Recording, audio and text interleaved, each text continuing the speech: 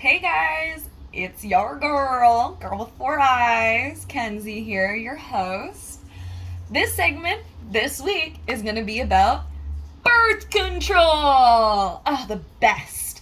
And I know this is mainly focused for women because men, unfortunately, do not have the pleasure of stopping their fertility. Um, So, women, listen up. And men, if you're a little bit interested as to what us women go through in order to have unprotected sex with you, stay tuned. So, the first form of birth control that I obviously used was a condom. Now, this is not really referred in my mind as birth control. It's more like you need to wrap it regardless, okay? Although we all know we probably don't if we're on another form of birth control. Which is bad, but I get it because I'm guilty as fuck of it. Okay. But the first real birth control that I personally tried was the pill. Now, I had started on the pill in grade 9. My mom was like, oh, it's going to help with your acne. No, no, no, no, no. And I didn't even have any acne. It was more like I had back knee. Gross. TMI. I know. So she was like using that as an excuse, and I did have a boyfriend at the time, but I wasn't sexually active until probably about like near the end to the midway of that year. So good thing I was on birth control for sure. But it I didn't really notice a difference in my back knee. I didn't notice any difference in my acne period. I just noticed that it was a little bit more like my emotions were a little bit more extreme. And the one reason why I got off the pill was because I just couldn't remember to take it. So I have this thing where I have a little bit of anxiety with medications or pills in general because there's a lot of drug addicts in my family. And I try to disconnect myself from taking any oral medication. Just because, yeah, it's just an uncomfortability for me. So I kept forgetting, and obviously when you forget your birth control pill, it's no longer birth control. It's like you're inviting a baby to live in your uterus. So, no thanks. Anyways, so after that didn't really work out for me because I moved out of my mom's house and I had to take more responsibility for my pills, I wanted to find a different form of birth control. So I went to a youth center to talk about what are my options. They offered me two options at the time. There was a birth control patch and a birth control, it's called an IUD. So it's like this little T-shaped thing. Sorry, it's the thunderstorm outside. A little T-shaped thing that they stick up your vagina, and it sits right there all nice and, like high and mighty up in your uterus. So I tried both. So I'm going to talk to you a little bit more about both of them.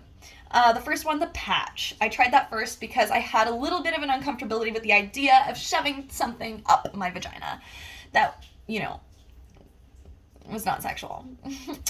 So I tried the patch, and I'm just gonna say this now, do not try the patch unless you do not want to be sexually active, okay? Like, it is disgusting. You put a patch either like on your arm, you can put it on your butt, and I think there's like one other place you can put it. It's so visible no matter where you put it, and after like a day it gets black and it's so gross. Like all the dirt like gunks up under there. It doesn't stick onto your skin properly. It's disgusting, and it's definitely a turn off in the bedroom. So please, please, please, I do not recommend that one. And I think that one, I don't want to say didn't work for me and it may work for you. No, I think it's just disgusting and it shouldn't work for anyone. Hygiene level of that is not 100%. That's the only issue with that one. And then the IUD. So the IUD I had for the longest amount of time. I think I actually had the IUD longer than I was on the pill. That's actually, I just thought about that. That's weird. Because I was on the pill from grade 9 to like grade 11, maybe 12, and then I tried to look at like different alternatives after grade 12. So I was on birth control pill for about 4 years, and my IUD I was on for about maybe 4.5, 5 years. And then this year I just decided to make a change. So my IUD was actually one of my favorite forms of birth control that I tried thus far. like up until that point, because I didn't have to remember to take anything. I didn't see anything visibly on me that disgusted me. I felt amazing. I was great. The downfall with the IUD and the reason why I actually got off of it, I started with a non-hormonal IUD and it was copper. So I had I had a better experience with the non-hormonal one, so I didn't get acne as often. And I didn't get pregnant. Those are the two perks. The downfall of the IUD, I'm going to say, is you do have a little bit of bloating down here in your abdomen. It does feel more stiff with the IUD in there. It also causes some cramping. Sometimes when I have sex and everything is like contracting and stuff, it really hurts. So I have to stop. My abdomen bloats up because like it's getting irritated. I couldn't, I was like, you know what, this is okay, because it only happened once in a while, you know. And then after my 3-year non-hormonal IUD, I went on to a hormonal IUD, and that one was a 5-year one. I only lasted 1.5 years with that. So immediately when I got it in, I felt like something was wrong with me. My body just never fully adjusted. I was very hormonal. And I had cystic acne so bad. If you can tell, like, it's like pretty much all gone now, and I just got the shot last week. Like, my skin was horrible and I hated it. I was so insecure. On top of that, it hurt to have sex no matter what. And they say that it's not supposed to hurt. So, like, you know, if it does, it's because your muscles are contracting a certain way, and because of like how I engage in sexual activity, it was an issue, and it did hurt. And it was the IUD, and I can confirm that. So, well, it wasn't the IUD, it was my muscles contracting around it, so it was the fucking IUD, okay? So that was the main issue with that one. The hormonal one I had to get off of because, it started causing, like, constant infections. I was just so uncomfortable with everything going on down there. The scent, the discharge, like, everything was just wrong, and I felt off. And I found out later that they actually cut me when they took out my last IUD, and when we put this IUD in, I had an open wound, and it caused me to have now reoccurring infections that I can't control. So that sucks. So having an IUD definitely is harmful for that reason. If you constantly are getting infections as well, it does cause issues, and it could cause issues in the future for fertility.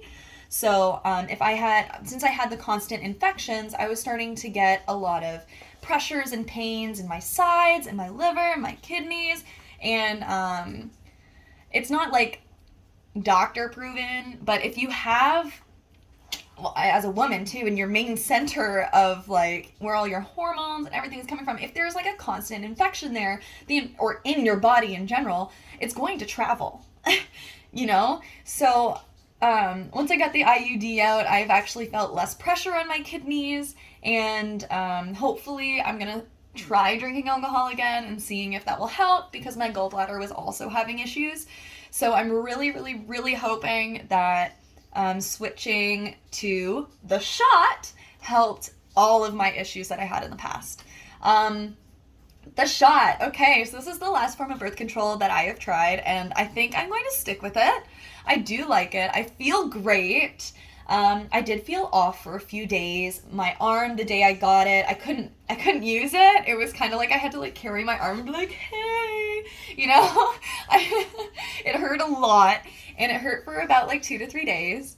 And yeah, I love the shot. I've found that I'm crying a lot more, and I've definitely been in a lower state of mind. But I think that's just because of like my personal life, and I'm dealing with like a big move right now, and I hate moving. So I think that that's what the issue is. So yeah, I don't know. This is my experience with birth control. I really hope it helped you guys get some insight as to what you would want to do, or maybe a great alternative for you to go to. If you have any questions, please feel free to reach out to me. I know I'm not the best at answering message requests. I am so sorry. It's just because I think it's very important to put your mental health first, and I'm really overwhelmed with everything that I put on my plate, with work. My life is overwhelming me right now to the point where I can't even be okay with myself. So I don't really like reaching out to those who need like advice from me and everything when I can't even help myself. I want to be able to help you guys and give you as much information as you need to be successful and to be happy and healthy. But I need to be happy and healthy as well before I can give that gift to you guys. So I hope you understand. Love you lots. And if you do message me, regardless of how long it will take me to get back to you, I always will. And your questions definitely spark some podcasts. So please ask me more. I'm going to be doing a podcast eventually on how to get out of that whole state of evolution, because I actually had a cool question about this. So there was this person who was grown up into a very primitive household, like, the mom has to cook, clean, and the dad goes to work and provide, blah, blah, blah, blah. And he finds himself in that position as well, in those thought processes, in those actions. And he's tried so hard to fight against the primal instincts, but it's very, very hard for him to get out of it. So I'll give you a little tips and tricks on how to train yourself and to get yourself to adapt new habits. So that's probably going to be the next podcast. Thank you for that question, and thank you for giving me the topic. I am super excited to talk to you guys about it and help you grow as people. I hope this helped you. I hope you women stay healthy. And if you don't want to get pregnant, I hope you stay unpregnant. Okay. Have a good one. Thanks for joining.